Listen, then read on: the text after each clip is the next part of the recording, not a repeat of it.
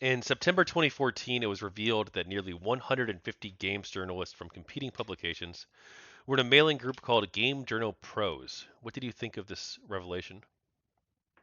Even at the time, I did not like that. Like, I thought that was not something I was willing to defend, and I think that that was part of what started to fracture me away from those types of people because I would when people said things like you think Game Journal Pros is good, I was like, I don't entirely understand what that is.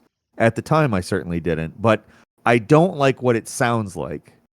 So, I mean, looking back on it, it's pretty obvious. Like, you know, I think a simple mailing list where you're sending out information and spin and ideas and stuff like that, like, again, we're kind of talking about things that aren't organized. We're kind of just talking about putting out information and other people kind of being potentially able to lazily use that information, which means that whatever agenda was originally put in that information is the same agenda that comes through from all of them. It's potentially just from pure laziness a very bad thing in terms of neutrality of perspective, which is what journalism should have. Um, so I don't think that that's a good thing. I don't like that. I didn't like that when it happened, or at least I didn't like what it sounded like when it happened. That wasn't something I was willing to defend at the time. Do you have any thoughts on DeepFreeze?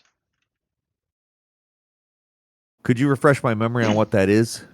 Bone Golem created DeepFreeze as a site to catalog ethical violations. I'll link it in the Discord.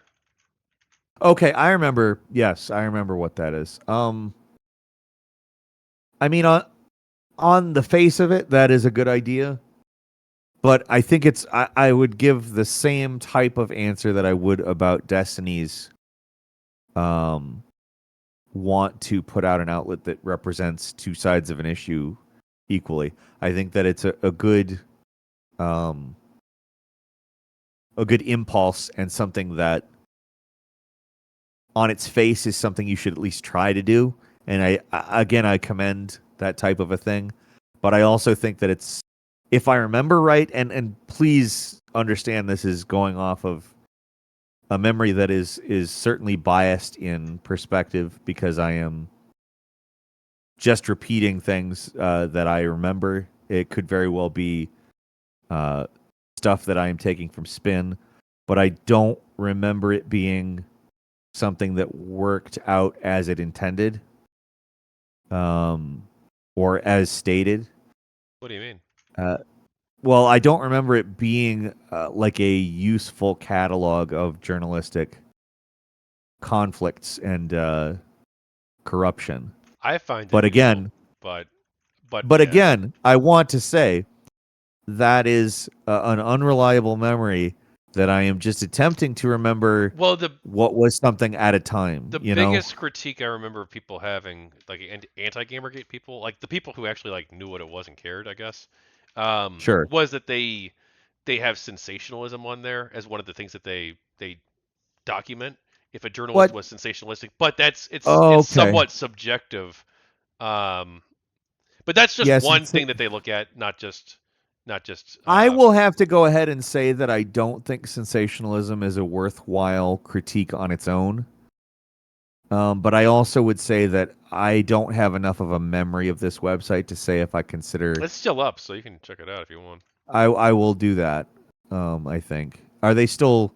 Is it up They're in not a? active anymore. It's up in like Okay, a yeah. historical capacity. Like Right, right, right. they don't update. They haven't updated since late 2017.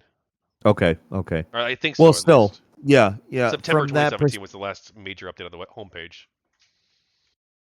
and again, I am going off of what is probably a memory that is biased by, what I heard from other anti-GamerGate people at the Oh, I time. should disclose I donated to them too, but I've already disclosed that other places in the book. But it was also like a I few don't. bucks, so it's not really the end of the world. I, yeah, I don't But it's think all that because that's the because it was worth. also it was a few bucks 10 years ago, so it's like it's biasing me today.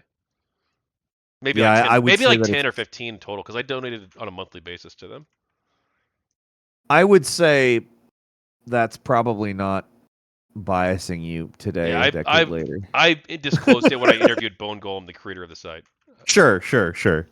But yeah, again, like I don't feel like I feel like I'm probably going to have to go through and read it myself in order to say a concrete opinion of what it actually is, going off of a incomplete, probably an incomplete memory, probably built on biased information. Well, and I don't remember it working out. you remember DePerc, you know her? I feel like yes, but I She don't. she thought it was weird to catalog this stuff. I think I've heard a couple of people say that Merck's not anti-GamerGate. She's neutral on it, as far as I'm aware. She came around later on, she Okay. interviewed me about GamerGate. She didn't like the idea of creating a list of the various ethical problems, but I disagree with her.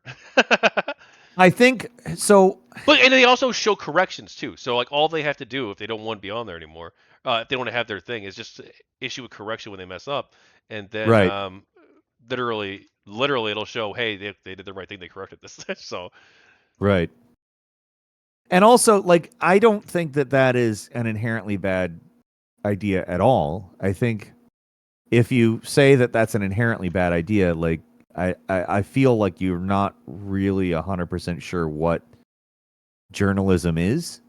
Because, again, like, the whole thing is based on credibility. The whole thing is based on um, putting out truthful information that is useful and relevant. And if there are violations of that, it doesn't hurt to catalog that. I like at its base level. I don't think that that's a bad idea.